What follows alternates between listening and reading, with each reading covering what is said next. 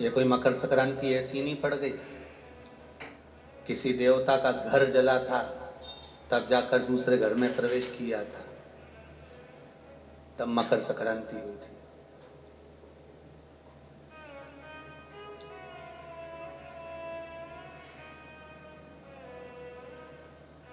एक बहू ने अपने ससुर का आदर नहीं करा था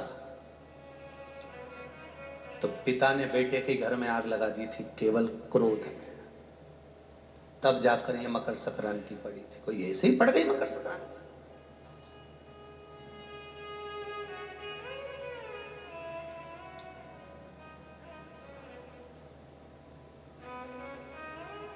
कह दिया आपने तो कि मकर संक्रांति का दान बड़ा प्रबल होता है, पर उस दान की महत्वता क्या है? हमारे शास्त्र क्या कह रहे हैं, हमारे पुराण क्या कर रहे हैं, हमारे वेद क्या कर रहे हैं? हम तो सुनते हुए हैं भीष्म पितामह पांडव की सैया पर पड़े तो उत्तरायण में सूर्य आने वाला था, इसलिए तब प्राण त्यागूंगा।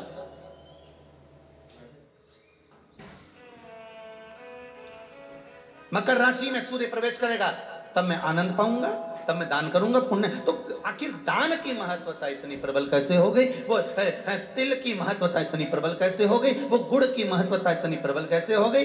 कहीं हमारे यहाँ एक भी मैसेज में ये नहीं लिखा हुआ आया होगा कि 70 तिल्ली का दान करो, गुड़ तिल्ली का दान करो।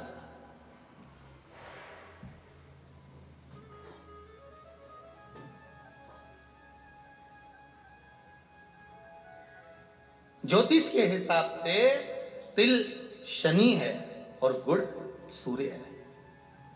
ज्योतिष के हिसाब से तिल शनि है और गुड़ सूर्य है।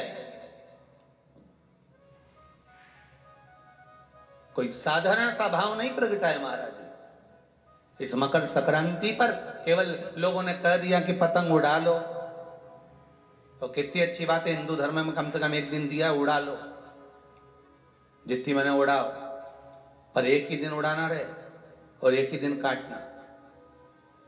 बाकी के दिनों में ना तो किसी के बारे में उड़ाना और ना किसी की काटना।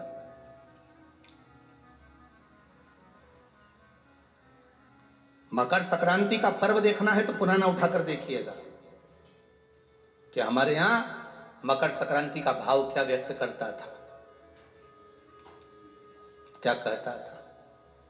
ना तो किसी के बारे में उड़ाओ और ना काटो। किसी की बहन बेटी जा रही है उसकी उड़ा दी, कोई का लड़का है तो उसकी उड़ा दी, कोई की सास है तो उसकी, कोई का ससुरा है तो उसकी, कोई गुरु है तो उसकी, कोई ब्राह्मण है तो उसकी, कोई बड़े से बड़ा मठाधीश पीठाधीश संत महात्मा जोगी सन्यासी तपस्वी जिसको तुम जानते तक नहीं, किसी की बहू बेटी को तुम पहचानते तक नहीं, किसी व्यक्ति को तुम पहचानते तक नहीं, एक बार नहीं मिले, बस एक व्यक्ति ने उड़ाई तो इन्हें भी ढील दे के उड़ाई।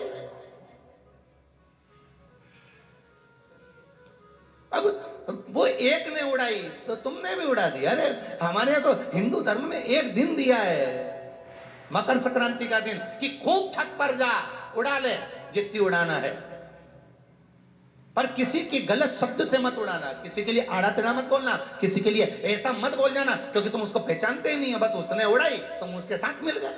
दे ढील, सर्किल तो तुम ही पकड़े थे। उड़ाए जा उड़ाए जा उड़ाए जा। उन्हें उसकी बेटी के लिए कुछ कहा, 4 लोगों ने मिलकर और कह दिया, 5 लोगों ने मिलकर और कह दिया। किसी के बहू के लिए कहा, एक ने कहा, दूसरे ने फिर कह दिया, 4 ने मिलकर फिर कह दिया। किसी के बेटे के लिए कहा, किसी गुरु के लिए कहा, किसी ब्राह्मण के लिए कहा, किसी संत के लिए कहा, किसी साधु के लिए कहा। किसी ने एक संत पर उंगली उठाई, सबने उड़ाना चालू कर दिया। किसी ने एक गुरुजन पर उंगली उठाई, सबने उड़ाकर चालू कर दिया। हम उड़ा रहे, ना तो जानते ना पहचानते, ना देखा ना भाला, ना कभी उससे मिले ना जाने, बस उसने उड़ाई थी और तुमने जरखिल से ढील देकर उड़ाना चालू कर दिया।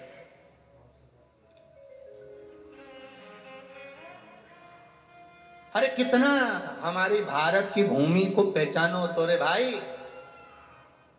ये वो भारत की भूमि है जहां मोहल्ले में एक दुकान लगी हुई है और एक दुकान की अगर बोनी नहीं होती थी तो दूसरी दुकान वाला अन्न नहीं खाता था। वो नियम अभी भी खत्म नहीं हुआ, अब मरे तक रह गया कि मोहल्ले में कोई मर जाता है तो मोहल्ले के लोग अन्न नहीं बनाते, खाते नहीं जब तक कि वो अर्थी नहीं उठ जाती। पर आज के समय में तो वो भी गया, ये तो अंदर जाके समोसा निपटा लेता है। तो कहा आज के समय में कौन रुकता है, मोहल्ले में मरा। पर पहले नियम था कि एक मोहल्ले में जितनी दुकान होती थी उस दुकान के बाहर एक कुर्सी रखी होती थी। प्रत्येक दुकान के बाहर एक कुर्सी रखी होती थी। ग्राहक आता था, कुर्सी पर बैठता था, कुर्सी पर बैठता, सामान खरीदता, सामान खरीदा, खरीदा जिसकी दुकान से कुर्सी, उस दुकान को जब बाहर रखी थी वो कुर्सी फिर अंदर रख लेता था। अब जिसकी दुकान में कुर्सी अंदर चली जाती थी, उस दुकान पर अगर कोई सामान खरीदने आता था तो जो दुकान का मालिक है वो कहता था भैया ये सामान मेरे पास में नहीं है, सामने वाली दुकान पर है, वहां चले जाओ। सामान इसके पास रहता था पर नहीं देता था, क्योंकि इसको मालूम है कि मेरी बोनी हो गई है पर सामने वाले की बोनी नहीं हुई है, इसलिए वो कहता था सामने वाली दुकान पे मिल जाएगा, मेरे यहाँ नहीं है। जब वो सामने वाली दुकान पर जाता था, कुर्सी पर बैठता था, सामने वाला उस कुर्सी को उठाकर अंदर रख लेता था। फिर कोई उसकी दुकान पर जाता था, भैया ये सामान है क्या, तो क्या हमारे पास नहीं मिलेगा, वो तीसरी दुकान पर मिलेगा, उसके यहाँ भेज देते थे कि वहां चले जा, वहां कुर्सी पर। क्यों? क्योंकि अगर हमारे लाइन में, हमारी पट्टी में, हमारे मोहल्ले में अगर किसी एक दुकानदार का अगर बोनी नहीं हुई, बिक्री नहीं हुई, तो फिर हमारा भोजन करना व्यर्थ है। ये हमारा हिंदू धर्म था, ये मेरी भारत भूमि का गौरव था। और एक आज का जमाना, जो मिल जाए जितना मिल जाए निपटा लो, फिर मौका मिले कि नहीं मिले। आज के जमाने में बस निपटाओ, अपन अपन तो काटो, दे के काटो।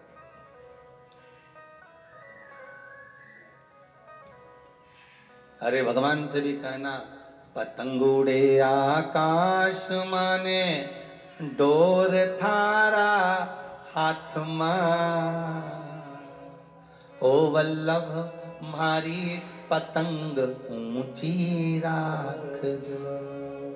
श्री जी बाबा मारी पतंग ऊंची राख जो, गोवर्धन बाबा मारी पतंग ऊंची राख, ओ भोले बाबा मारी पतंग ऊंची राख जो। भगवान से प्रार्थना कर, और दिया एक दिन भगवान ने, उड़ा लो जितनी उड़ाना है।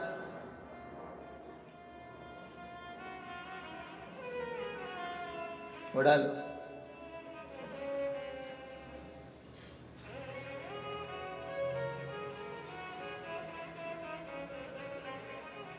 महाराज ज्योतिष में तिल को शनि और गुड़ को जम के बोले जरा सूर्य कहा गया। दोनों बाप और बेटे का मिलन करवाया, क्योंकि इन दोनों की बनती नहीं थी। शनि की सूर्य से ना बने, सूर्य देव की शनि देव से ना बने, दोनों का मिलन है, दोनों का मिलन।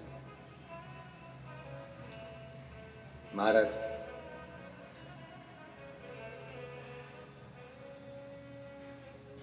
शिव महापुराण की कथा में भाव वर्णन करते हुए मानसरोवर शिव पुराण का स्मरण करें। एक बार सूर्य देव अपने बेटे शनि के घर गए। शनिदेव का घर है कुंभ। कौन सा घर है? कुंभ।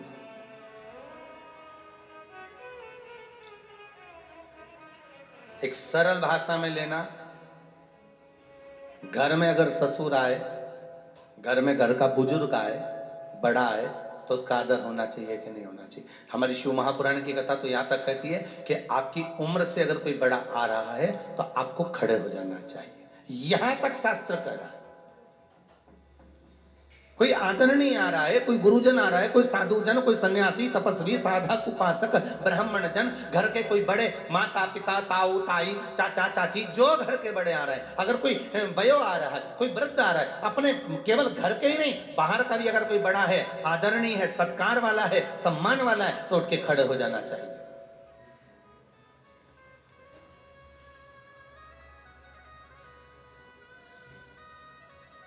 पर जिन शनि महाराज का विवाह चित्ररथ की कन्या के साथ हुआ था, वो चित्ररथ की कन्या तो ये विचार में पड़ी थी कि मैं स्वयं इतनी प्रबल और जिसका पति इतना प्रबल,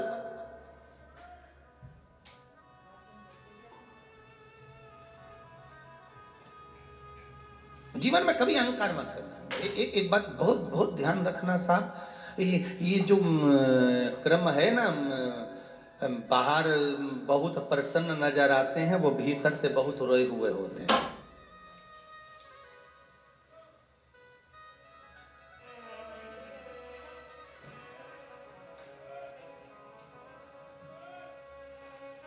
किसी ने पूछ लिया,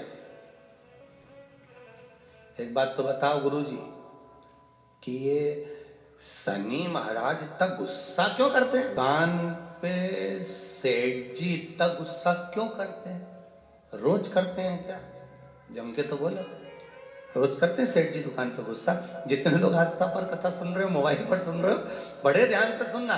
सेठ जी रोज दुकान पे गुस्सा करते हैं क्या? सर रोज ऑफिस में गुस्सा करते हैं क्या? प्रतिदिन करते हैं क्या? नहीं।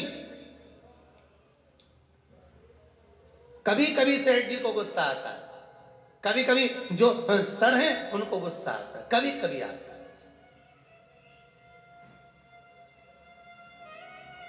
रोज नहीं करते। बहुत बहुत सावधानी से कथा का स्मरण करिएगा। सर रोज गुस्सा करते हैं क्या? नहीं। सेठ जी रोज गुस्सा करते हैं क्या? नहीं। प्रतिदिन नहीं करेंगे।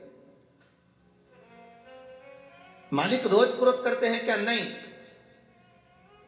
अगर ऑफिस में सर क्रोध कर रहे हैं, ऑफिस में सर क्रोध कर रहे हैं, दुकान पर सेठ जी क्रोध कर रहे हैं, मालिक अगर क्रोध कर रहा है तो रोज नहीं करता। वो कब करता है? जब घर में उसकी कुछ अनबन थोड़ी बहुत, परिवार में भी सबसे अनबन हो तो भी इतना गुस्सा नहीं करेगा। पर वो जगदम्बा के साथ जब अनबन होती नहीं बेरू की, तब फिर तो बिल्कुल, फिर कोई नहीं झेले। फिर तो वो मुंह उतरा रहेगा, गुस्सा भरा रहेगा, फिर कोई बोला तो क्रोध। तो किसी ने पूछा गुरुजी ये शनि महाराज को इतना क्रोध क्यों आया रहता है? जब देखो जब शनि जी गुस्से में रहते हैं, हाँ, परंतु कभी कभी करते, पर इतना गुस्सा क्यों रहता है इनके पास में? उसका एक ही तो कारण होगा। एक कारण है शनि महाराज के क्रोध करने का। धर्म पत्नी आई शनि महाराज की, सम्मुख में आकर खड़ी हो गई शनि महाराज के,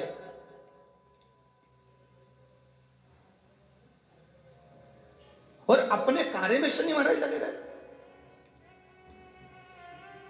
माना आप व्हाट्सएप चलाओ, पर घरवाली खड़ी है तो थोड़ा सावधानी से एक बार मुंह से बात तो कर लो। तुम्हें यूट्यूब चलाना है, फेसबुक चलाना है, इंस्टाग्राम चलाना है, व्हाट्सएप चलाओ, लैपटॉप चलाना है, फोन जो कुछ करना है करो, पर जो आई है चाय लेकर बात करने के लिए 2 मिनट, उसने भी तो अपना मोबाइल रख के आई ना, चाय बना के लाई ना, और 2 कप लाई इसलिए लाई कि अपन दोनों बैठ के बात करेंगे। तो शनि महाराज जी की धर्म पत्नी भी ये सोच के आई थी कि मेरे प्रभु के पास में बैठकर मैं थोड़ी चर्चा करूं, मैं थोड़ी बात करूं, पर ये तो देखे ही नहीं। आ गया क्रोध, और क्रोध में बस खड़ी होकर बोल दी, मेरा श्राप है स्वामी तुमको। अब देखिए जरा शनि महाराज की पत्नी, मेरा श्राप है स्वामी तुमको, तुम मुझे नहीं देखे हो, अपने कार्य में लगे हो, मैं श्राप देती हूं, तुम जिस पर दृष्टि दोगे वो जलकर भस्म हो जाएगा। बहुत अच्छे थे शनि महाराज, ऐसा नहीं है, थे अच्छे, परंतु ये जगदम्बा के कारण गुस्सा आ गया बस। और श्राप मिला, जिस पे दृष्टि दोगे, बस वो शनि महाराज ने भी सोच लिया अब क्या करूं, श्राप लग गया। भगवान शनि महाराज भी विचार करे कि अब किसी को भी देखूंगा तो, इसलिए शनि महाराज की दृष्टि नीचे रहती है, सामने कभी नहीं रहती। शनि मंदिरों में, जितने भी शनि मंदिर हैं, आप सारे शनि मंदिरों में जाकर दर्शन करोगे, तो शनि महाराज की दृष्टि सामने है, पर शास्त्र कहता है शनि महाराज ने दृष्टि अपने ऊपर नहीं रखी, नीचे की ओर रखी है। अब लोग समझे तो ना, मंदिरों में जितने शनि मंदिर हैं सब मंदिरों में शनि की दृष्टि सामने रख दी। जो आता है तेल चढ़ाने पूजन करने के लिए दृष्टि सम्मुख होती है। शनि महाराज ने अपनी दृष्टि नीचे रखी है। शनि महाराज दृष्टि कब उठाते? जब किसी को नष्ट करना हो। तुम जिस पर दृष्टि डालोगे वो जलकर भस्म हो जाएगा, ये शनि महाराज की धर्म पत्नी ने कहा। और आज शनि महाराज जी की धर्म पत्नी जिस घर में निवास कर रही हैं, शनि महाराज जिस घर में निवास कर रहे हैं, उस मकान का नाम क्या है? अभी बताया था, क्या नाम था? कुंभ। अपने भी मकान का नाम होता है ना, कोई ने पितृ कृपा लिख देता है, कोई गुरु कृपा लिख देता है, कोई देव कृपा लिख देता है, कोई लक्ष्मी कृपा लिख देता है, कोई अपने पिताजी का नाम से लिख देता है। मकान का नाम लोग रख देते हैं, ये हमारे मकान का नाम। तो शनि महाराज के घर का नाम था कुंभ। उस कुंभ मकान में शनि महाराज रह रहे थे, पिताजी का आगमन हो गया। बहुत ध्यान से सुनना, ये मकर संक्रांति की कथा है। पहले मिली कि नहीं मिली वो हम नहीं जानते, पर मकर संक्रांति का भाव को जान लीजिए महाराज, कि क्यों महत्व है दान का, गुड़ और तिल्ली का, क्यों महत्व है सूर्य नारायण के पूजन का।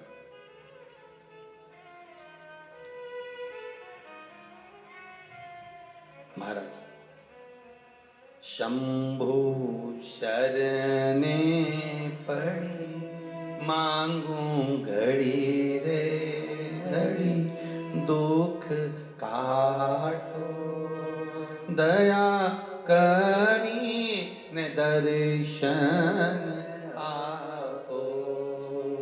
हे शिव करुणा सागर भगवान ओघड़दानी त्रिकालदर्शी शंकर की कथा कर रही है। भगवान सूर्य नारायण का प्रवेश हुआ कुंभ में, घर में प्रवेश करा। जैसे ही प्रवेश करा शनि महाराज तो उठ खड़े हुए, पर बहू खड़ी नहीं। घर का अगर कोई बड़ा आए, आदरणीय आए, सम्माननीय आए, तो उसको आदर देना चाहिए, सत्कार करो।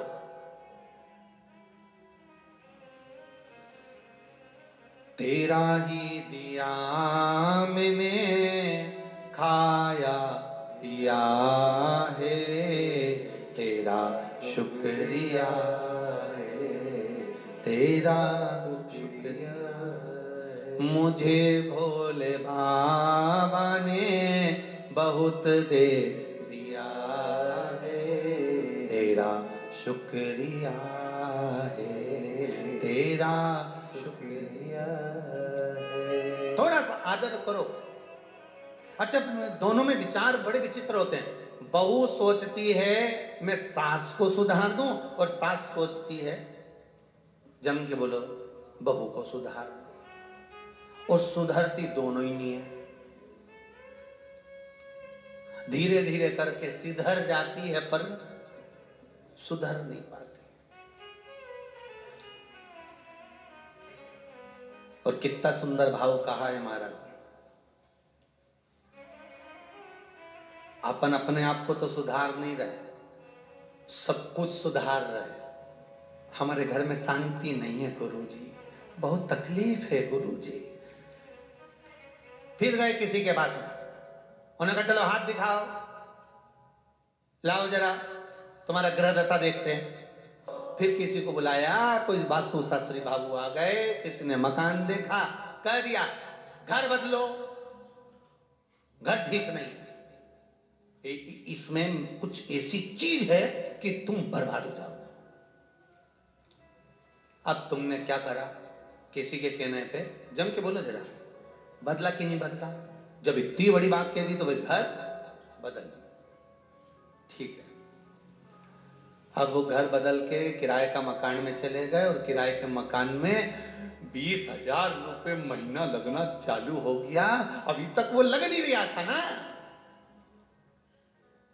अब 20,000 रुपए महीना किराए के मकान में लगना चालू हुआ।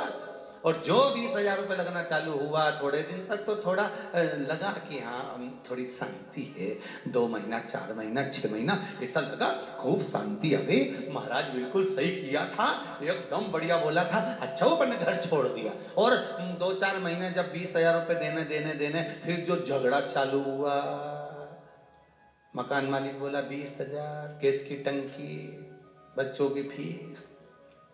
फिर जो जैसे कल कथा में था ना, गौरी कुंड पे उफान, गंगा जी का जल, बस वैसा उफान जो आया, अब फिर किसी के आ गई। महाराज शांति नहीं बिल्कुल भी, बड़े दुखी हो गए।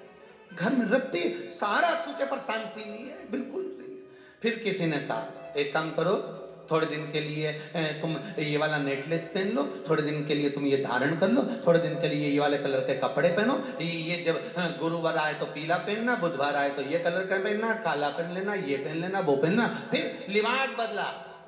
अभी क्या बदला था? घर। अब क्या बदला है? लिबास।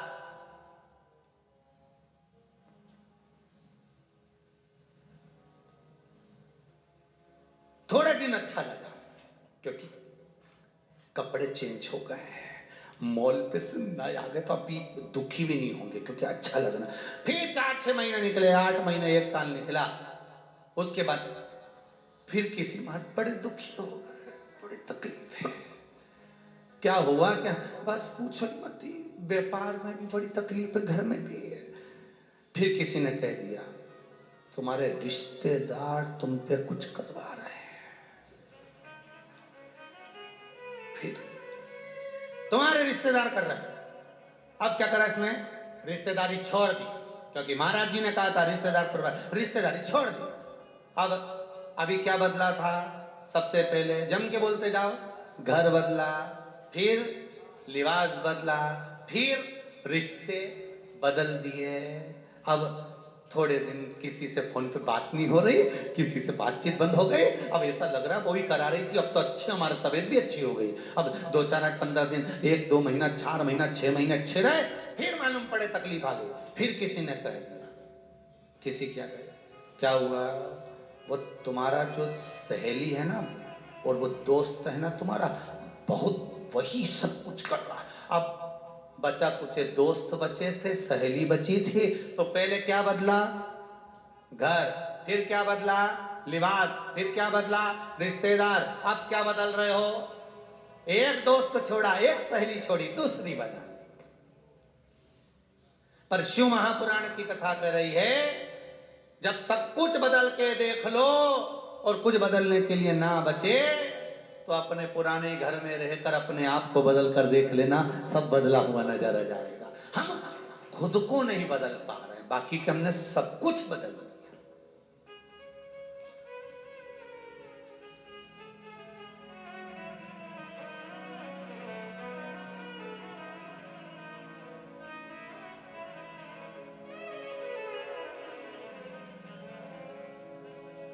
हमने सब कुछ बदल कर देख लिया। अब एक बार खुद को तो बदलो, अपने आप के स्वभाव को बदलो। बहू कर रही है मैं सास को बदल दूंगी, सास कहती मैं बहू को बदल दूंगी। अपने आप को तो बदलो, तुम दूसरे को मत बदलो। ना घर बदलने की जरूरत पड़ेगी, ना लिबास बदलने की जरूरत पड़ेगी, ना रिश्तेदार बदलने की जरूरत पड़ेगी, ना दोस्त बदलने की जरूरत पड़ेगी। खुद का नेचर बदल कर देखिए, खुद का स्वभाव बदल कर देखिए, खुद को बदल कर देखिए, आपको सब बदला हुआ नजर आने लगेगा।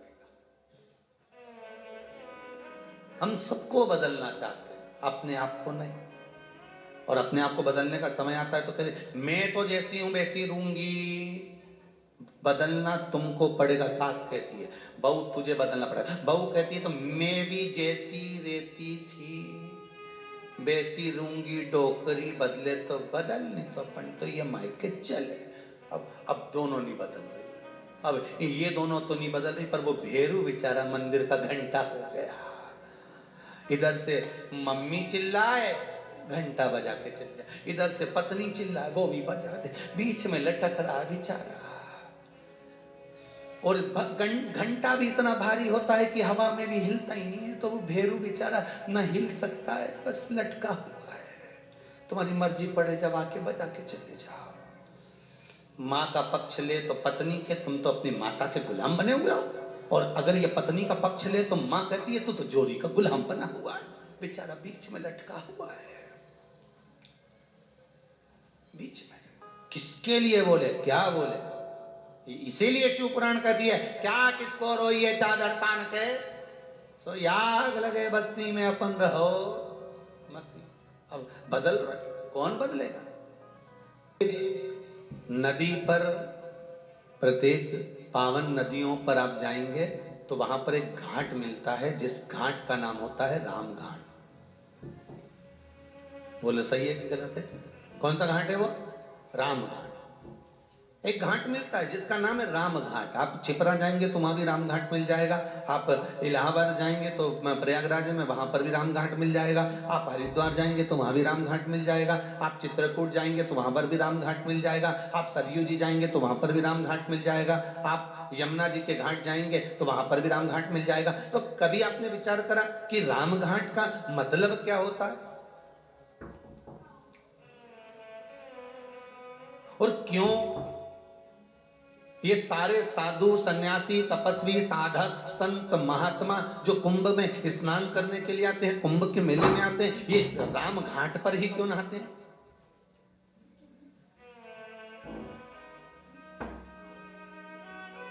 कभी मन में विचार करिएगा कि राम घाट क्यों?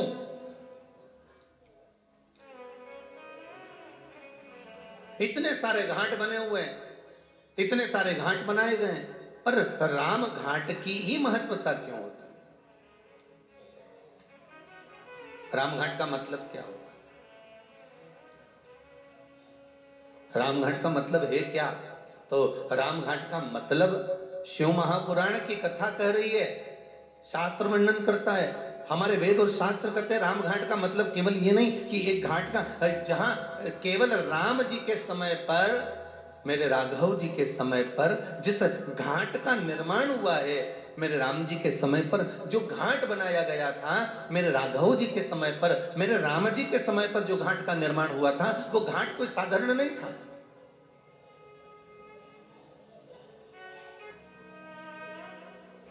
पूर्व में जितने घाट बने हैं, पूर्व में जितने घाटों का निर्माण हुआ है, उसके आगे भी उसके पीछे भी, तो जितने घाट बने, मेरे राघव जी के पहले भी राघव जी के बाद भी जितने घाट बने, सारे घाटों में महाराज, सारे घाट अलग अलग बनाए जाते थे। ब्राह्मण के लिए ये वाला घाट है, क्षत्रिय के लिए ये वाला घाट है, वैश्य के लिए ये वाला घाट है, शूद्र के लिए ये वाला घाट है, अन्य जीव यहाँ घाट पर जाएंगे महाराज, पशु इस घाट पर जाएंगे, पक्षी इस घाट पर जाएंगे। सारे घाटों का निर्माण अलग अलग कर दिया गया, सारे घाटों को अलग अलग बना दिया गया। पर मेरे राघव जी के राजपाट के समय पर, मेरे राघव जी के, मेरे राम जी के राज्य के समय पर सारे घाट हटा दिए गए, केवल एक घाट बना दिया गया। कौन सा घाट था? राम घाट। जितने आस्था पर कथा सुन रहे हो, मोबाइल पर सुन रहे हो, बिल्कुल ध्यान से सुनना। मेरे राम जी के समय पर सारे, ना ब्राह्मणों के लिए, ना क्षत्रिय के लिए, ना वैश्य के लिए, ना शूद्र के लिए कोई घाट अलग नहीं, कि पशु के लिए कि पक्षी के लिए कोई घाट अलग नहीं। मेरे राम जी के समय पर एक घाट होता था, वो था राम घाट। अर्थात सातों जात का जीव उस घाट पर जावे और भगवान की भक्ति में डुबकी लगावे। राम कथा, शिव कथा, कृष्ण कथा, भागवत कथा, रामचरित मानस, विष्णु कथा, देवी कथा, ये 33 कोटि देवताओं के जितनी कथा है, ये राम घाट की तरह है कि यहाँ केवल एक के लिए नहीं, कि ब्राह्मणों के लिए है, कि ये क्षत्रिय के लिए है, कि ये वैश्यों के लिए है, कि ये शूद्र के लिए है, ये सातों जात के लिए है। शिव महापुराण की कथा, राम कथा सातों जात के लिए, कृष्ण कथा सातों जात के लिए।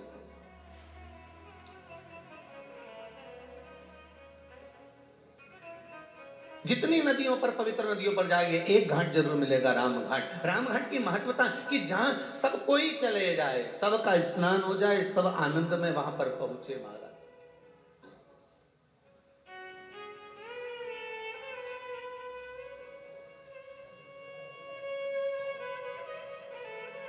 वो घाट है राम घाट महाराज, जहां पर जो स्नान करे प्रेम वश करे, प्रेम वश। हम ज्यादा अगर कुछ ज्ञान ना हो ना तो भगवान के भजन में डूबे रहो। हम नहीं जानते ना पोथी ना पुराण, हमें नहीं मालूम कि कब क्या है। हम तो इतना जानते हैं कि भगवान का भजन कर लो और इन दोनों हाथों से दान कर लो और भगवान की कथा को श्रवण कर लो, नयनों से भगवान का दर्शन दीदार कर लो, इस जिह्वा से भगवत स्मरण करो।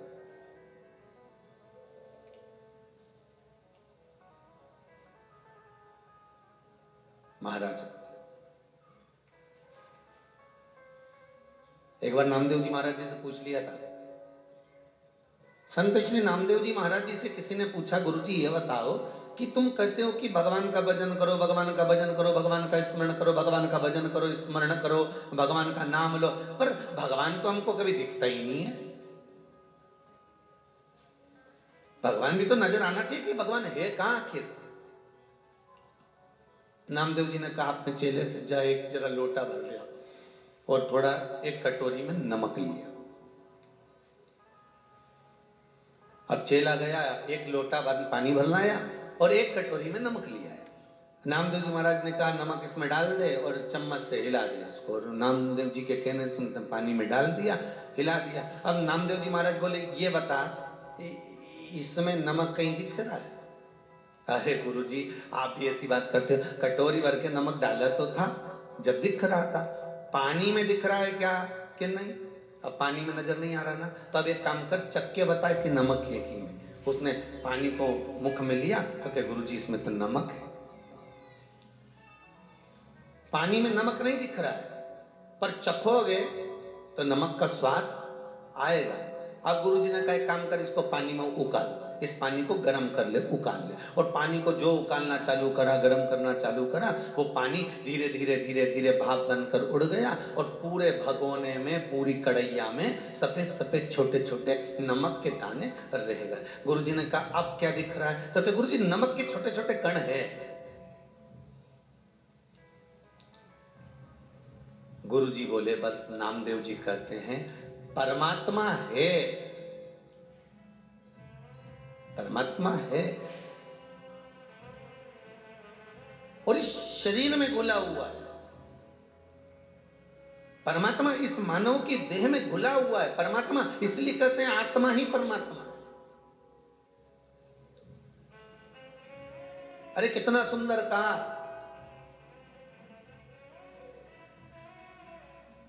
किसी को झूठ बोलकर और किसी के साथ में छल कर कर किसी को धोखा देकर, ये मत समझना कि ये मूर्ख है। किसी के साथ झूठ बोलकर, किसी के साथ छल कर कर, किसी को धोखा देकर, ये मत सोचना कि ये मूर्ख है, ये पागल है, इसमें अक्ल नहीं है। अरे भाई वो मूर्ख नहीं है, ये विचार करना कि ये किसी को धोखा दो और किसी का झूठ बोलो उसके सामने और छल करो, धोखा दो, तो ये मत सोचो कि ये मूर्ख है, समझता ही नहीं है। बल्कि ये सोचो कि उसने विश्वास कितना करा होगा आपके ऊपर कि सर्वस्व आप पर छोड़ रखा था, सर्वस्व छोड़ रखा था। वो मूर्ख नहीं है, उसका विश्वास है। एक पति पत्नी को जानकर ये विचार ना करे कि ये मूर्ख है, इसमें तो अक्ल नहीं है। नहीं, पूरा परिवार छोड़कर आई है वो, पूरा घर परिवार कुटुंब कबीला सब छोड़कर आई।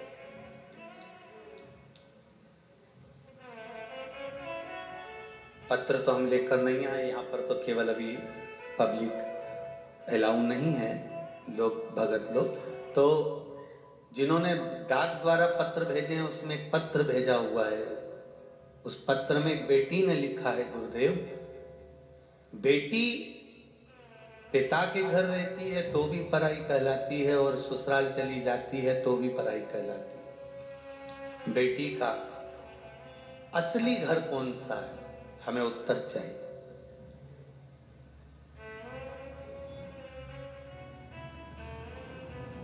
उसका सही घर कौन सा है?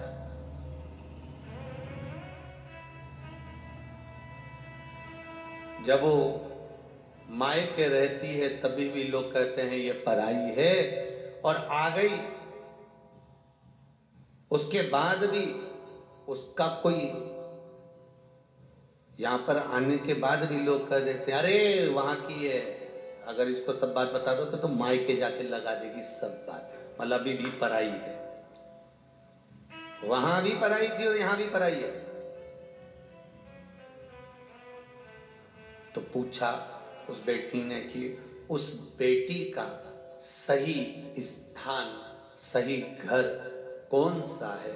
तो मैं निवेदन करूंगा उस बेटी से कि ना मायका ना ससुराल, सबके हृदय में तेरा घर है, तो जिसके हृदय में घर बना सकती है बना ले। ना मायका ना ससुराल, तो जिसके हृदय में पति के साथ रह रही है तो पति के हृदय में घर बनाती है, बेटे के साथ रह रही है तो बेटे के हृदय में घर बनाती है, अपने पिता के साथ रह रही है तो पिता के हृदय में घर बनाती है, अपनी बहन के साथ रह रही है तो बहन के हृदय में घर बनाती है। वो विचार करो, तुम्हारा पति और तुम्हारे पिता तो एक या दो मकान बनाते हैं और उस पर अपना नाम लिख देते हैं, पर तू जब किसी के हृदय में घर बनाती है तो नाम नहीं लिखती, अपना हृदय ही उसके नाम कर देती है। ये चित्त, कोई घर तुम्हारा नहीं, ना मायका ना ससुराल।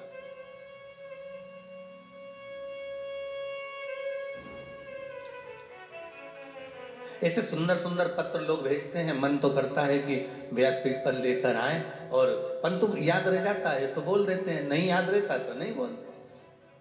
पर डाक द्वारा जो पत्र आते हैं, कई कई पत्र भी भिलाई में भी कई लोगों ने भेजे थे, तो डायरेक्ट वहाँ कथा स्थल दशहरा मैदान पर ही आ गए थे, तो वहीं खोल कर पढ़े तो ध्यान जहाँ आ जाते हैं वहाँ स्मरण हो जाते हैं। और जब तक कोरोना चले, कोरोना महामारी जब तक चल रही है, तब तक आप कुबेरेश्वर धाम में कथा सुनने ना आए। आपका अगर कोई पत्र है, कोई भाव है आपका, तो आप भेजो लिख कर, कोई वो नहीं है, आएंगे तो हम व्यासपीठ से भी बाज देंगे आपको, कोई दिक्कत वाली बात, पर उस भाव को प्रकट करो।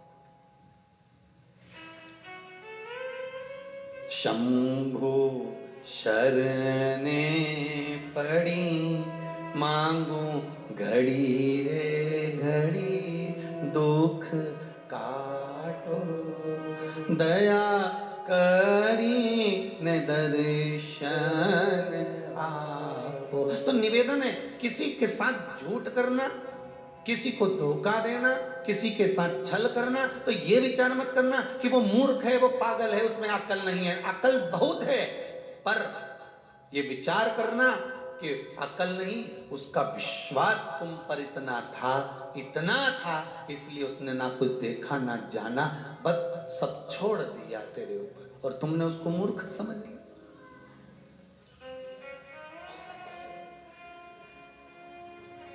मेरे राघव जी, मेरे राम जी का पूरे अवधपुरवासी, पूरे संसार वासियों पर मेरे राघव का विश्वास अटल था, और विश्वास मेरे राघव ने टूटने नहीं दिया।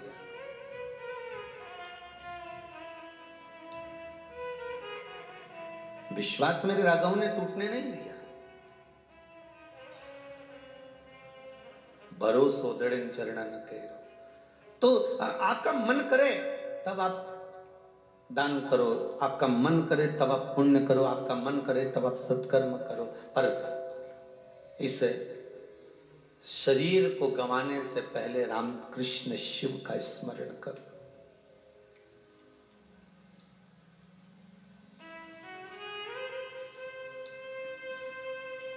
फिर ये जिह्वा हिले ना हिले। कोई अलग घाट मेरे राघव जी ने नहीं बनाया, मेरे राघव जी ने विश्वास जागृत करा। और एक आपसे निवेदन करेंगे, किसी भी पुण्य नदी पर जाना, हरिद्वार जाओ, चाहे प्रयागराज जाओ, चाहे नेमिष जाओ, चाहे आपकी मर्जी पड़े आप चित्रकूट जाओ, चाहे आप अयोध्या जाओ, चाहे आप काशी जाओ, चाहे आप उज्जैनी जाओ, जितनी पवित्र नदियों पर जाते हो, एक मन में ध्येय बनाकर जाना कि हम सारे घाटों का दर्शन करें, मना नहीं है, पर हमको एक बार राम घाट जरूर जाना।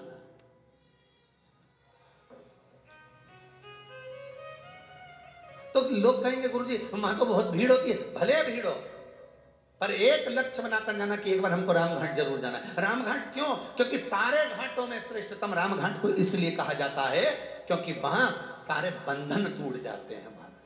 रामघाट पर क्या है? कोई दुनिया के लोग आपसे पूछेंगे कि एक ऐसा रामघाट पर क्या है, रामघाट पर है क्या, तो आप कह सकते हो कि दुनिया के सारे बंधन अगर कटते हैं तो रामघाट पर कटते हैं महाराज। चाहे वो छिपरा महारानी का रामघाट हो, चाहे गंगा महारानी का रामघाट हो, चाहे सरयू महारानी का रामघाट हो, चाहे वो त्रिवेणी संगम का रामघाट हो, चाहे काशी का रामघाट, रामघाट पर व्यक्ति के बंधन कट जाते हैं, बंधनों से वो मुक्त हो जाता है।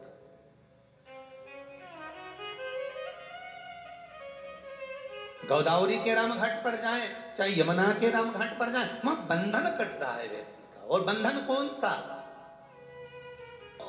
साधु संत महात्मा साधक उपासक ये जितने होते हैं, कुंभ के मेले में इनसे कहा जाता है सारे साधु सारे सन्यासी सारे तपस्वी अगर नहाएंगे तो रामघाट पर नहाएंगे, रामघाट के उस पावन घाट पर नहाएंगे। क्यों? क्या कारण है? उसका एक कारण है, रामघाट पर स्नान करा हुआ जीव का फिर पुनः जन्म नहीं होता, सब बंधनों से मुक्त होकर वो परमात्मा की ओर चला जाता है, फिर वो मुक्त हो गया।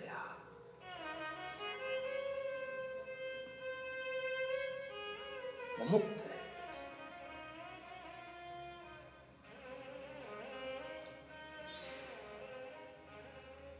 अरे सारे तीर्थ धाम आपके चरणों में,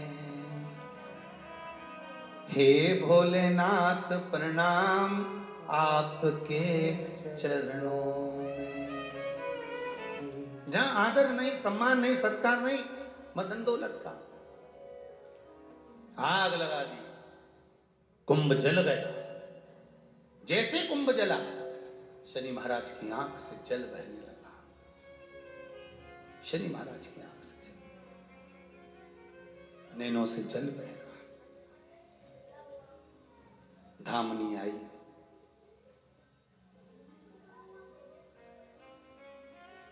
पूछा क्या हुआ, आज घर में आग लग गई। पिता आए थे, उनके लिए कुछ ला नहीं सकी तो? घर का बुजुर्ग आया था, घर का बड़ा आया था, कम से कम आदर तो करना चाहिए। कुछ नहीं, अगर घर का बड़ा आए ना, घर का बुजुर्ग आए ना, घर का कोई वयो व्यक्ति आए तो आदर के दो शब्द ही बोल लो, बहुत ऐसा मीठे शब्द।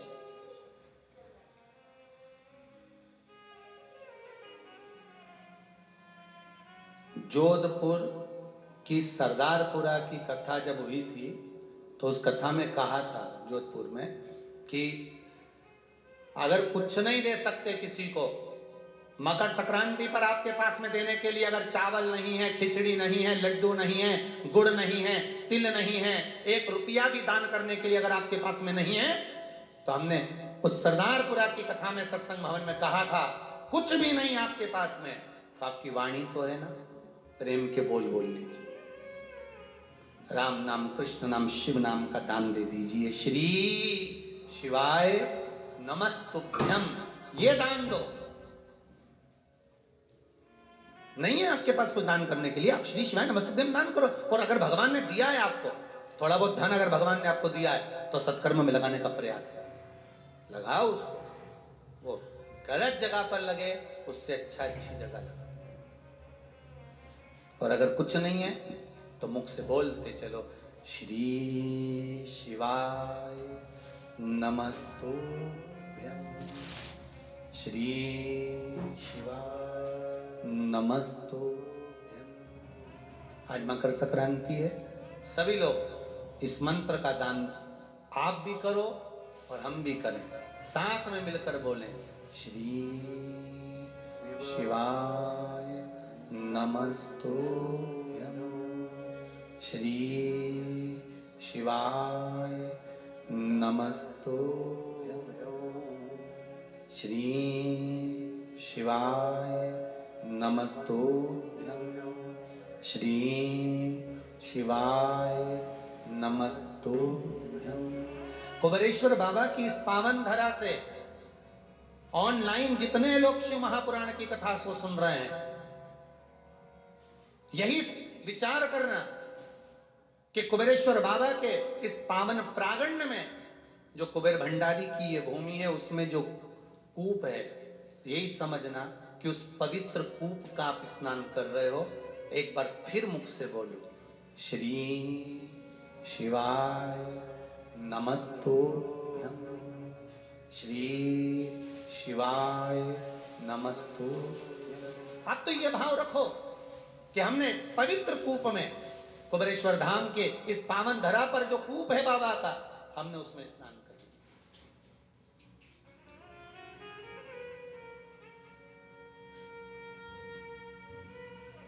मंत्र का दान दे दो, नहीं है कुछ, मंत्र का दान दीजिए। राम नाम, कृष्ण नाम, शिव नाम दान दो। महाराज, कुंभ जल गया। शनि महाराज ने अपनी पत्नी से कहा, देखो कुछ बचा है घर में, कुछ बचा है घर में, देखिए जरा। शनि महाराज की धर्म पत्नी दौड़ कर गई है और जाकर देखा तो धधक धधक कर जल रहा था, कुछ भी नहीं बचा था, कुछ भी नहीं है। तब शनि महाराज ने अपने पिताजी के चरण पकड़े, गलती हो गई, मेरा पिता आया था, मैं आदर नहीं कर पाया।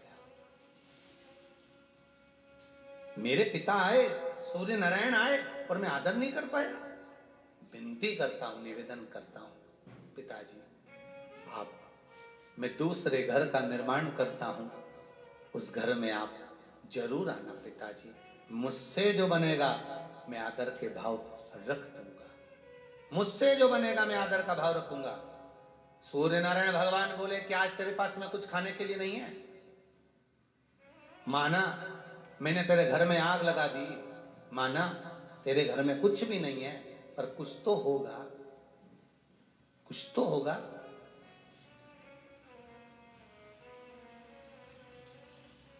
अंदर गई चित्ररथ की पुत्री, दौड़ कर गई शनि महाराज की धर्म पत्नी। थोड़ा सा तिल और गुड़ रखा हुआ था, तिल और गुड़ लेके आई, भगवान को देने लगी। सूर्य नारायण भगवान ने कहा, तेरे घर को आग मैंने लगाई है, इस तिल और गुड़ को तो मैं उस दिन लूंगा जिस दिन तू नए घर में प्रवेश करेगा, और मैं स्वयं तेरे उस घर में आऊंगा, आदर देखूंगा, तब तुझे देकर जाऊंगा। भगवान ने, शनि महाराज ने नया घर बनाया जिसका नाम था मकर। आग लगाई मकर में। भगवान शनि महाराज ने बार बार अपने पिताजी को आदर कर कर कहा, पिताजी पधारो, पिताजी पधारो। पिताजी कहते हैं, जब उत्तरायण भाव में भ्रमण करते हुए आऊंगा, सब देवताओं के घरों में प्रवेश करते करते आऊंगा, तब शनि तेरे घर में भी प्रवेश करूंगा। तब मकर में प्रवेश किया तो शनि महाराज की पत्नियां दौड़कर तिल गुड़ से अपने पिता का आदर करने लगी। जानकर सूर्य नारायण भगवान ने वर प्रदान कर दिया।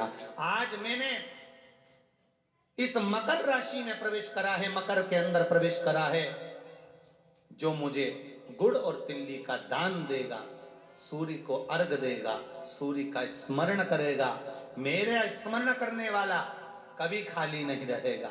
जैसे शनि को नया भवन दिया, जो मुझे आनंद से स्मरण करेगा, आज के दिन जो दान पुण्य भजन कीर्तन स्मरण करता है, पुराण और वेद को श्रवण करता है, मेरी पावन चरित्र को सुनेगा, उसको भी मैं नूतन नूतन भाव प्रदान करता रहूंगा, नूतन भाव।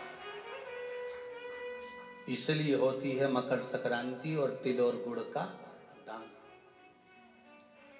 मैं धन्यवाद दूंगा सभी श्रोता भाई बहनों को जिन्होंने गौ माता के लिए गुड़ के दान के लिए शुल्क जमा कर कर यहाँ पर मैसेज किया, उसके लिए भी धन्यवाद है। जो शिव मंदिर के लिए दान दे रहे हैं, और एक निवेदन करूंगा आप सबको, आजीवन भोजन भंडारे वालों को खास तौर से कहूंगा कि आप लोग जो आजीवन भोजन भंडारे के सदस्य बन रहे हो, उनसे निवेदन है कि अगर 14 तारीख और 15 तारीख को आजीवन भोजन भंडारे के सदस्य बन रहे हो तो अलग से कोई तारीख मत लिखाओ। आप तो अगर तारीख लिखाना है कि हम आजीवन भोजन भंडारे के सदस्य बन रहे हैं तो 14 तारीख मकर संक्रांति लिखाओ।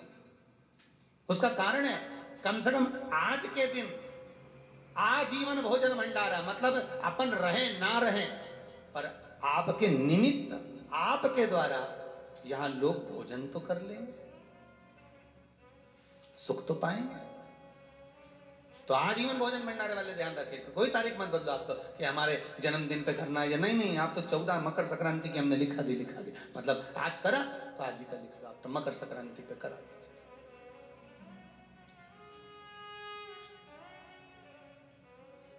सिद्धता भगवान सूर्य नारायण करें, भगवान भास्कर देव करें। सुनो शनि, तुम नए घर में प्रवेश करे हो, इसलिए तुम्हारे घर में मैंने प्रवेश करा है। जो मुझे तिल का और गुड़ का भाव देगा, दान पुण्य स्मरण करेगा, मकर राशि के अंतर्गत मैं प्रवेश करा हूं, तुम्हारे घर में संपदा की वृद्धि होगी। दान धर्म पुण्य संकीर्तन स्मरण ये कभी घटता नहीं।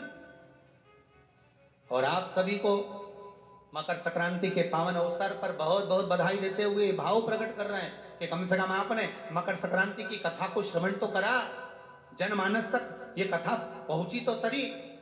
और मुझे विश्वास है कि ये कथा केवल आप सुने यहीं तक मत रहने देना, इस कथा को जन जन तक पहुंचा दो, जन जन तक भेजिए इस कथा को कि मकर संक्रांति पर क्यों गुड़ और तिल का दान होता है, किस लिए होता है।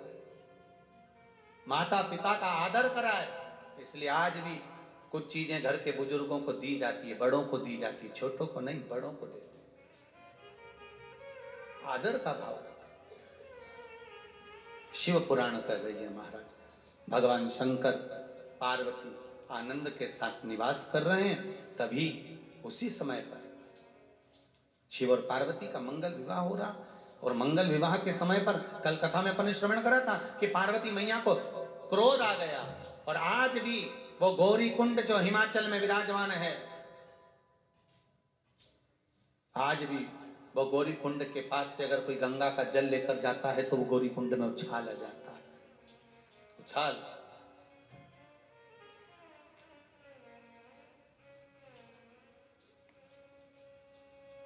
साधारण गौरी कुंड नहीं है, बड़ा सुंदर है महाराज। कभी आपको मौका मिले, आपने नहीं जा सकते,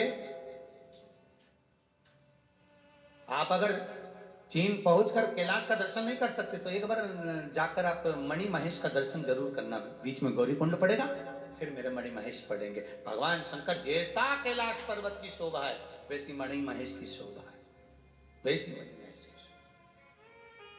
एक बार मौका मिले तो जरूर दर्शन करें महाराज। भगवान हिमालय राज अपनी पुत्री को लेकर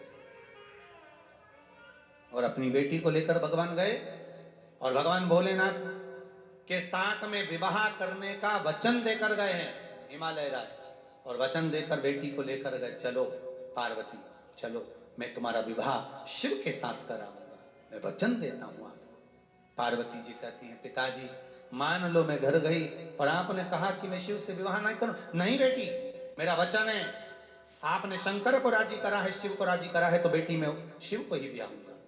और निवेदन है, पार्वती रूपी इस मन को कहीं दो मत दो, पर शिव को जरूर दो, शंकर को दीजिए। ये मन, ये आत्मा, ये चित्त, ये आत्मा ना तो जलती है, ना कटती है, ना जल में गीली होती है, ना सूखती है, ये अजर और अमर है। तो किसी ने कहा कि भगवान शंकर पार्वती को कथा श्रवण कराए, तो पार्वती ने कथा श्रवण करी। पार्वती मैया ने जब कथा श्रवण करी तो उनको निंद्रा आ गई, निंद्रा आ गई, पार्वती जी सो गई, उन्होंने कथा नहीं सुनी। पर शिव महापुराण की कथा कहती है, ये मन, ये चित्त, ये आत्मा अगर परमात्मा में लगी है तो ये अमर है, ये अजर है। ये शरीर भस्म हो जाता है, शरीर चल जाता है महाराज, पर आत्मा अजर और अमर है।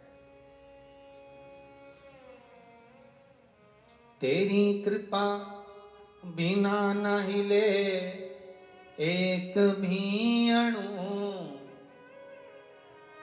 लेते हैं श्वास तेरी कृपा से तनु तनु।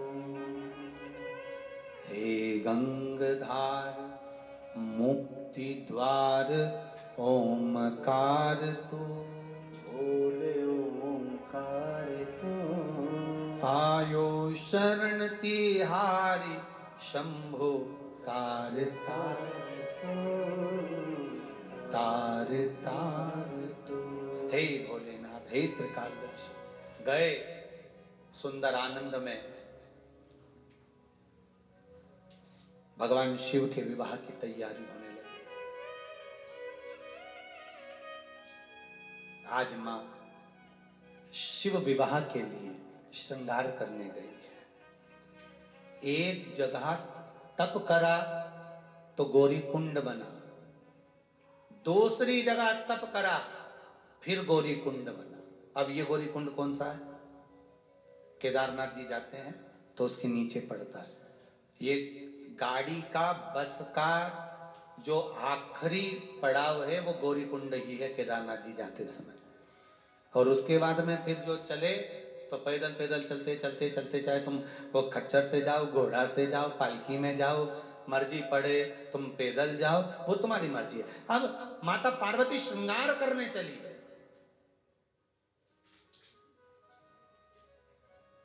एक गौरी कुंड पर बैठकर तप करा, एक गौरी कुंड पर बैठकर तप करी है। और तप करने से भगवान शंकर को प्राप्त करा है, शिव को प्राप्त करा है। और अब की बार जब जा रही है वो गौरी कुंड पर श्रृंगार करने के लिए। सत्संग ने मेरी बात चलाई, सतगुरु ने मेरी कीनी रे सगाई। देखिए जरा ध्यान दीजिएगा, रुक्मणी जी को नारद जी ने सत्संग कराया था, भगवान कृष्ण मिल गए थे। पार्वती जी को भी नारद जी ने सत्संग कराया था, जन्म लिए।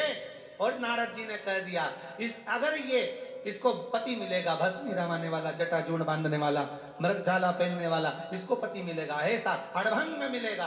अगर ये चाहे तो शिव की आराधना करे। बस सुन लिया था, इसलिए सत्संग ने मेरी बात चलाई, सतगुरु ने मेरी कीनी रे सगाई।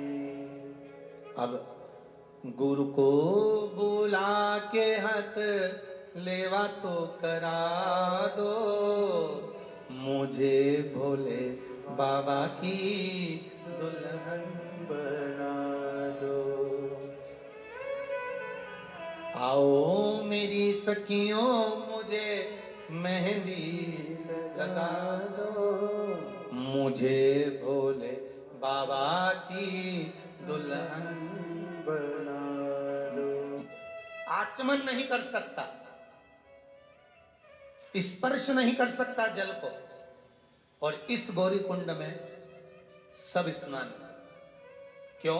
क्योंकि यहां मां ने श्रृंगार करा था अपने परमात्मा के लिए, अपने पति शिव के लिए। इस गौरी कुंड में जो स्नान करता है उसको शंकर का दर्शन हो ही जाता है। ये गौरी कुंड है, ये वो गौरी कुंड है। उस गौरी कुंड में जहां पर गंगा का जल देखते ही मां उफान में जाती है, उसका जल शीतल है। और केदारनाथ जी जाते हैं और जो गौरी कुंड पड़ता है उसका जल गर्म है। महाराज गर्म है। महाराज श्रृंगार किया मां ने, विवाह की तैयारी हो गई। भोलेनाथ बारात लेकर आ रहे हैं धड़धड़ाते हुए। त्रिजुगी नारायण की पावन धरा, कौन सी जगह? उत्तराखंड के त्रिजुगी नारायण की पावन धरा, जहां पर भगवान देव अधिदेव महादेव का मंगल मंडप बना है विवाह का। हमें तो ऐसा लगता है शिव जी की शादी भी आज के फैशन से हुई थी। हमको ऐसा लगता है। देखो है, अब देखो बारात हिमालय राज के यहाँ पहुंची, अंदाजा लगाइए जरा हो, हिमालय राज की नगरी में बारात पहुंची।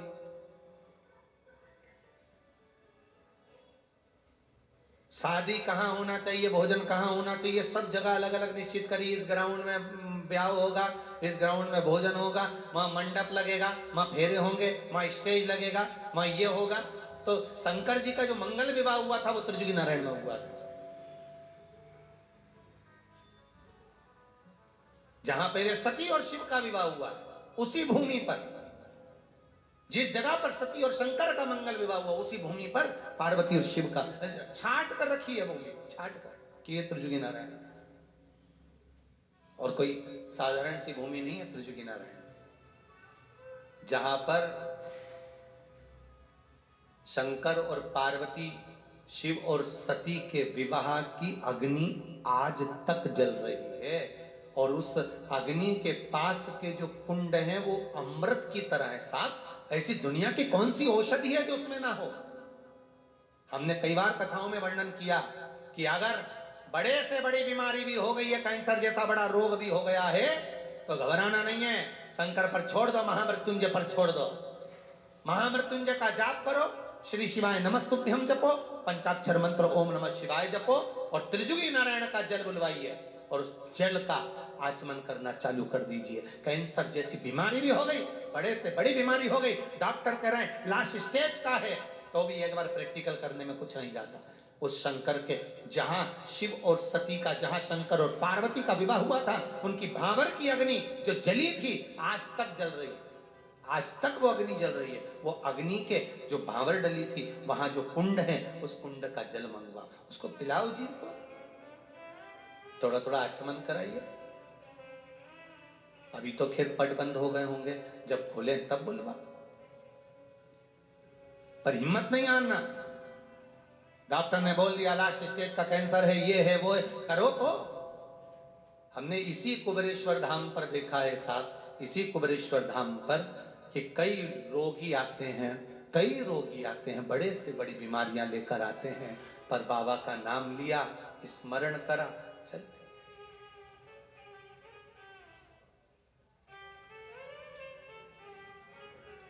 दिया और चल दिया। हम तो इतना ऊपर त्रिजुगी नारायण से जल तो नहीं ला सकते आप लोगों के लिए, पर बाबा से ये विनय जरूर कर सकते हैं, बाबा कुछ ऐसी कृपा करना कि जो ये आपके कुबेरेश्वर धाम में जो कूप है, इसी में आप त्रिजुगी नारायण का पानी भर देना, ऐसी कृपा कर देना कि लोग जल का आचमन कर स्वस्थ हो जाए, ऐसी कृपा कर देना। इतनी ऊपर कोई नहीं जा सके, पर बाबा इतनी कृपा तो करना महाराज।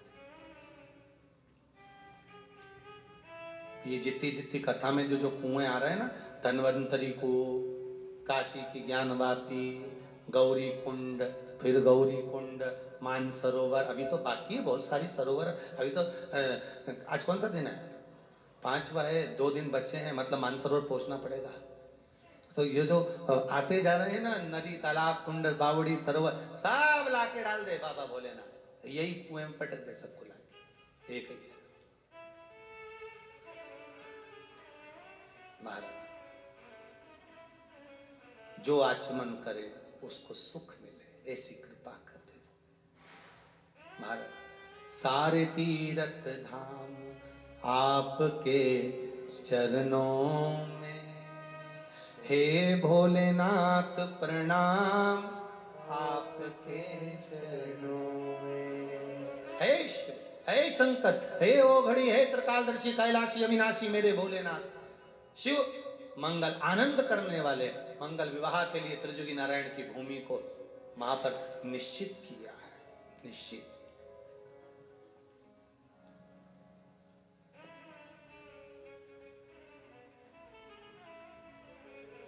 महाराज ब्रह्मदेव ब्रह्माणी के साथ, भगवान विष्णु लक्ष्मी जी के साथ, 33 कौटि देवता भगवान शंकर के मंगल विवाह का आनंद करने के लिए पधारे उस त्रिजुगी नारायण की भूमि पर।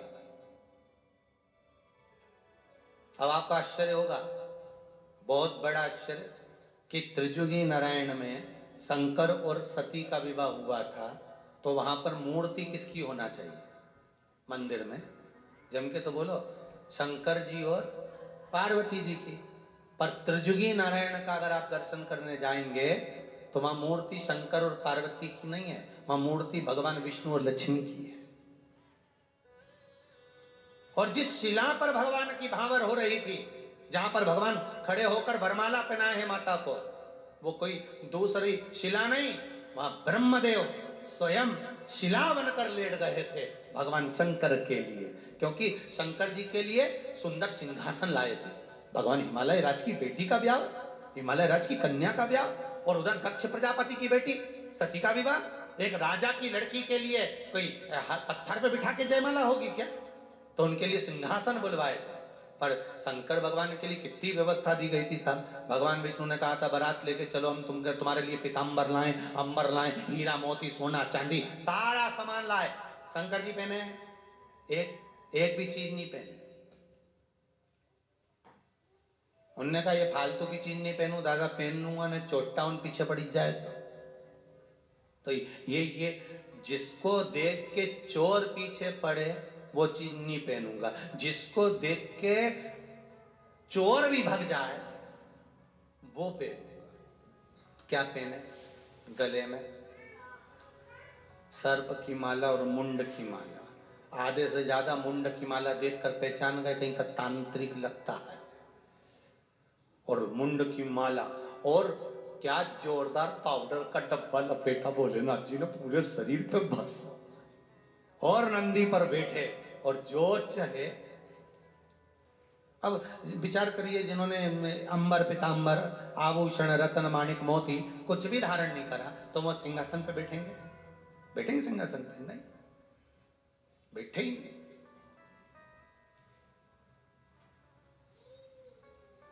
अब कितनी सुंदर बात है, कभी आपने राम जी के राज्याभिषेक का फोटो देखा है? कभी अगर मौका मिल जाए तो एक राम जी महाराज का एक चित्र है, गला पकड़ रहा है, एक राम जी महाराज का एक चित्र है। उस चित्र का अगर आप दर्शन करेंगे तो राम जी के सिंहासन के पास में सारे देवता खड़े हैं और बहुत सारे देवता सिंहासन पर बैठे हैं। आप अगर दर्शन करेंगे तो उसमें दर्शन करते हुए आप क्या पाएंगे कि शंकर जी पास में खड़े हुए, भोलेनाथ जी पास में खड़े, शिव जी पास में खड़े, सिंहासन पर नहीं बैठे, खड़े हैं। तो पूछा कि आप बैठे क्यों नहीं हो? तो भोलेनाथ जी ने कहा देखो मैं सिंहासन पे नहीं बैठता, ये सिंहासन पे बैठने का काम नारायण का और ब्रह्मा जी का है। अपन तो अपना नंदी भला और ये कैलाश पर्वत भला। सिंहासन का लफड़ा बहुत बेकार है। एक बार जो सिंहासन पे बैठ जाता है फिर उससे सिंहासन बड़ी मुश्किल से छूट पाता है। तुम तो वो सिंहासन को जान दो, अपन अपने सिंहासन की बात कर लो। जिस कुर्सी पर, जिस सोफे पर तुम बैठे हो और तुम इधर गए पीछे और तुम्हारे सोफे पर कुर्सी पे कहीं का के बैठ जाए, तब तुम तो वो सिंहासन की तो बात जा रहे, तो अपनी इसी सिंहासन की बात कर रहे। बड़ी मुश्किल से छूटता है सिंहासन, बड़ी मुश्किल से। अब भोलेनाथ बाबा शंभो ब्याह करने के लिए, विवाह करने के लिए पधारे। महाराज आए, बड़ा सुंदर श्रृंगार है, सज के नंदी पे सवार बाबा भोलेनाथ पधारे, बड़ा सुंदर श्रृंगार करा। हो के नंदी पे सवार, 33 कोटि देवता हजार, चले ब्याने को गोरा जी को, मेरे भोलेनाथ हो के नंदी पे सवार। मेरे शंभू चले और जब पहुंचे त्रिजुगी नारायण में, त्रिजुगी नारायण इसलिए क्योंकि ब्रह्मा विष्णु और महेश तीनों यहां पर हैं। सरस्वती, लक्ष्मी और पार्वती तीनों यहीं पर हैं।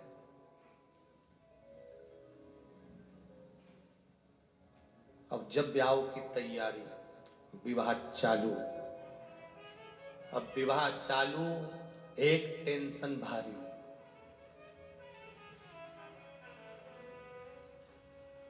जैसे शंकर जी की शादी में भावर के समय पर टेंशन था, ये भावर के समय पर थोड़ा ना थोड़ा टेंशन जरूर रहता है महाराज। या तो किसी बैंड बाजे का हिसाब देने का होगा, या फिर कन्यादान का होगा, या कोई कन्यादान का सामान कहीं रखा गया होगा तो उसको ढूंढने का होगा, या भावर के समय पर लड़का लड़की वाले बैठे हैं ना, एक दूसरे को कमेंट्स कर रहे हैं, इसका पर टेंशन शिव जी की शादी से चला आ रहा है। और ये टेंशन साधारण नहीं था, भोलेनाथ जी की शादी में बहुत बड़ा टेंशन था। पार्वती जी बाजू में बैठी है, कन्यादान का क्रम चल रहा है, फेरे की तैयारी हो रही है, और पार्वती जी फेरे की तैयारी के समय पर भोलेनाथ जी से तो नहीं बोली, पर लक्ष्मी जी से कह दी, सखी ब्याह हो रहा है पर गड़बड़ी है। गड़बड़ी? कौन सी गड़बड़ी? एक ही गड़बड़ी है, मैं बाजू में खड़ी होकर परिक्रमा लूंगी पर वो गंगा सिर पे परिक्रमा ले रही है, ये गड़बड़ी है। गंगा कहां है? शंकर के, मेरे सर शिव के सिर पर गंगा है। अब अगर ये भी भावर ले लेगी तो अर्धांगिनी नहीं बन जाएगी। टेंशन भारी है। व्हाट्सएप पे एक मैसेज गड़बड़ दिख गया नहीं तो नींद नहीं आए जगदम्बा को, किसका है पता लगा के रहूंगी। अब इतना बड़ा टेंशन कि ये गंगा सिर पर है। शंकर भगवान को लगा, अब इसने जैसे ही लक्ष्मी जी से कहा, लक्ष्मी जी ने उसी समय पर सरस्वती से कहा, सरस्वती सरस्वती सरस्वती जी दौड़ के आई। क्या हुआ लक्ष्मी?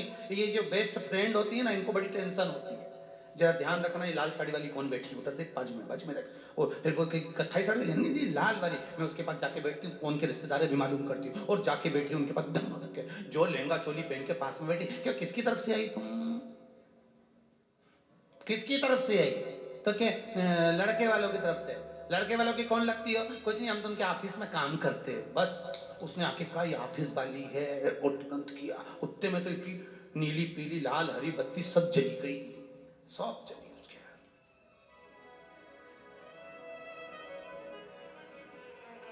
सरस्वती गंगा सिर पे है, शिव जी की भावर होना है, पार्वती के संग अपनी सहेली को दूसरे के साथ भावर डालते हुए देख लेगी। सरस्वती ने कहा ये तो गलत है। सरस्वती जी ने शिव जी को देखा, भोलेनाथ सरस्वती को देखकर मुस्कुरा दिए।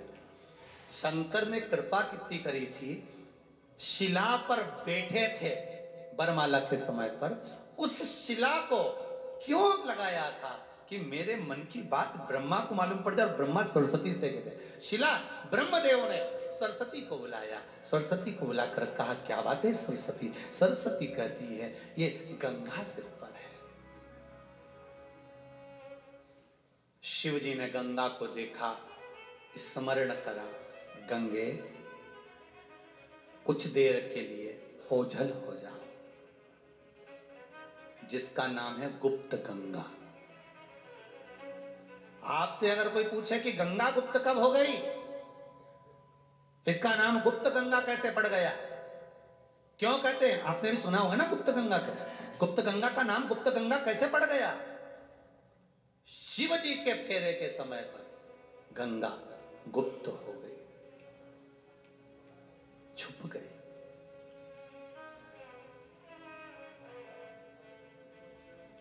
पार्वती मैया ने कहा एक बार जयमाला वापिस हो। आजकल के जमाने में जयमाला हो जाती है एक बार स्टेज पे और एक बार भावर होती है जब। तो शिव जी ने मन में सोचा दूसरी बार जयमाला क्यों करवा रही है। समझ में जब आएगा, जब भगवान शंकर माला पहनने के लिए सिर नीचे करेंगे तो दिख जाएगी कि हे की गई है, नजर आ जाएगी हे की गई। गंगा ओझल हो गई। सरस्वती ने पूछा, गंगा कहां हो तुम? गंगा कहां हो तुम? गंगा कहां हो तुम? आवाज लगाया माता सरस्वती ने। एक धार के रूप में सरस्वती गंगा प्रकट हो गई। कौन सी गंगा प्रकट हुई है? सरस्वती गंगा। क्योंकि सरस्वती ने आवाज लगाया था, गंगा को बुलाया था। त्रिजुगी नारायण के शंकर भगवान की भावर चालू हो रही है और सरस्वती गंगा प्रकट हो गई। और वो गुप्त सरस्वती गंगा जब प्रकट हुई, उस सरस्वती गंगा के प्रकट होते से जो देखा प्रभु को भावर डलते हुए प्रसन्न हो गई मां गंगा। आज मेरे भोलेनाथ का मंगल विवाह है। वर दे रही है सरस्वती गंगा, वर दे रही है सरस्वती गंगा, वर दे। ब्रह्मा और भगवान विष्णु ने पूछा, सरस्वती गंगे आज शिव जी का विवाह है, लोग शादी में गिफ्ट देते हैं, तुम कुछ नहीं लाई हो? सरस्वती गंगा कहती है, क्यों ना लाई, मेरी भी गिफ्ट है। सुनो ब्रह्मा, सुनो विष्णु, सुनो ब्रह्मा विष्णु, मेरा भी गिफ्ट है।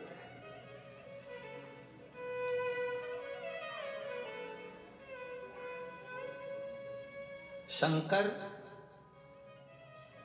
भगवान भोलेनाथ जब परिक्रमा करेंगे, भावर डलेगी, उनके चलने पर जो एड़ी के निशान पड़ जाएंगे, उसमें मैं जल भर दूंगी। वो जल औषधि का काम कर जाएंगे।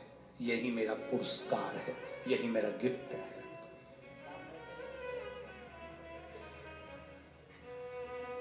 महाराज, त्रिजुगी नारायण में भगवान के चलने पर जो कुंड बने, भगवान विष्णु के नाम से एक कुंड है, विष्णु कुंड। एक कुंड है रुद्र कुंड, एक कुंड है ब्रह्म कुंड महाराज, और एक कुंड है सरस्वती कुंड। और एक सरस्वती गंगा का भाव उन कुंडों में जाता है। बस वही कुंड का जल जीवन की औषधि बन जाता है। मेरा तो निवेदन रहेगा, कभी आप लोग केदारनाथ जाएं दर्शन के लिए, तो गौरी कुंड से लगभग 5-6 किलोमीटर की दूरी पर त्रिजुगी नारायण है। एक बार जरूर दर्शन करें। उनके लिखे गए कि दान करो, धर्म करो, पुण्य करो, सत्कर्म करो। दान धर्म पुण्य सत्कर्म करो। ये मकर संक्रांति आ गई, क्या करना है? दान करो। लिख दिया कि खिचड़ी का दान करो, तिल्ली का दान करो, लड्डू बनाओ, तुम भी खाओ और दान भी करते जाओ। क्यों का?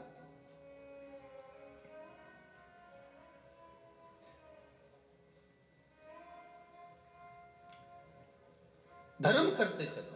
बस केवल एक ये हिंदू धर्म में लिख दिया कि दान की महत्वता है, दान करना है, सत्कर्म कमाना भी है, परिवार को चलाना भी है। पर कमाते कमाते उसमें जो पूंजी हमारे पास में आए, हमने जैसे एकत्रित करा, उसमें से थोड़ा सा पुण्य भाग दिया। उसी तरह हमारी जो ये 21,600 श्वास प्रतिदिन जो निकल रही है, इन 21,600 श्वास के आकलन में थोड़ा सा शिव नाम, थोड़ा सा प्रभु का नाम, थोड़ा सा भगवान का नाम लेते चलिए।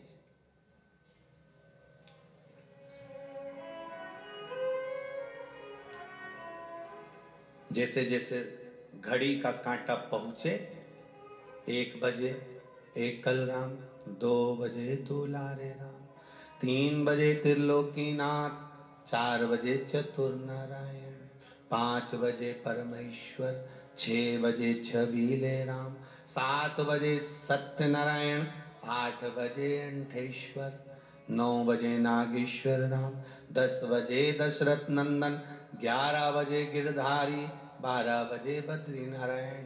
घड़ी का कांटा पूरा हो गया, जप लो।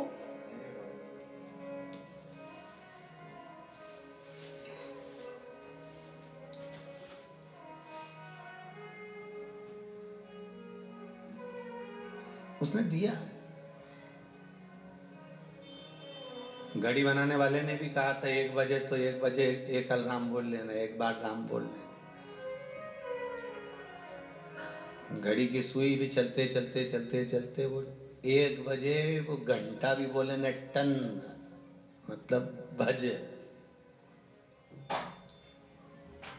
भिलाई की कथा में कहा था कि कुछ ऐसा इंतजाम कर दे भगवान की मोबाइल में जब व्यक्ति झूठ बोले तो मोबाइल चिल्ला चिल्ला के बोले। भिलाई की कथा में कहा था। अब एक आध मशीन ऐसी आना चाहिए कि घड़ी में जैसे ही 1 बजे जितने लोग बैठे हो उसी समय वो 1 बजे चिल्ला कर बोल दे, राम बोल ले, शिव बोल ले, कृष्ण बोल ले।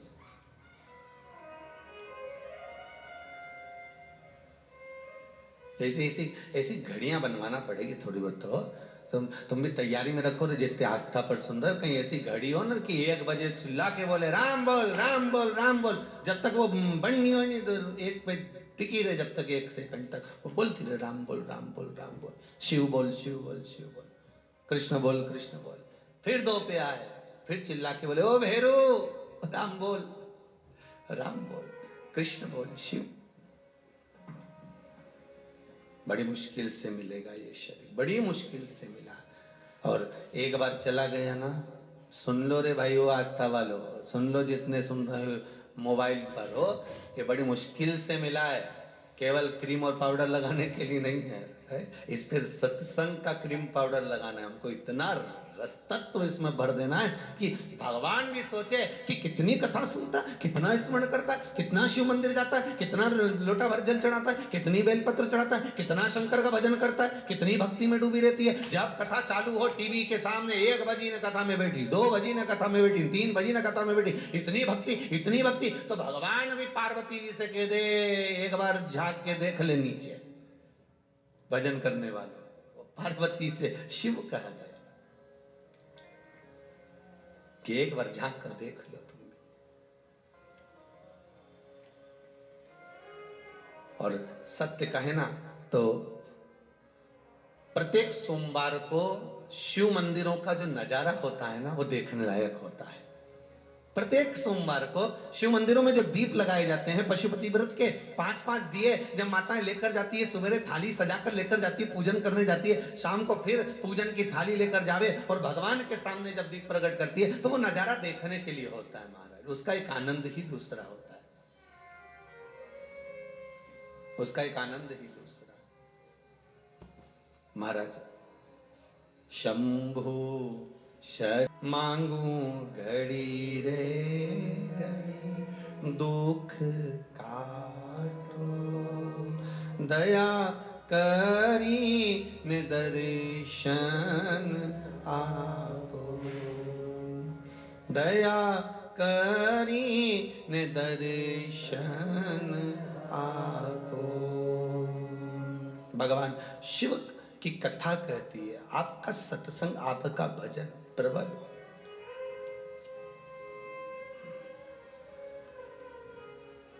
कल कथा में कुंडेश्वर महादेव का स्मरण करा था अपन ने। 84 कुंडेश्वर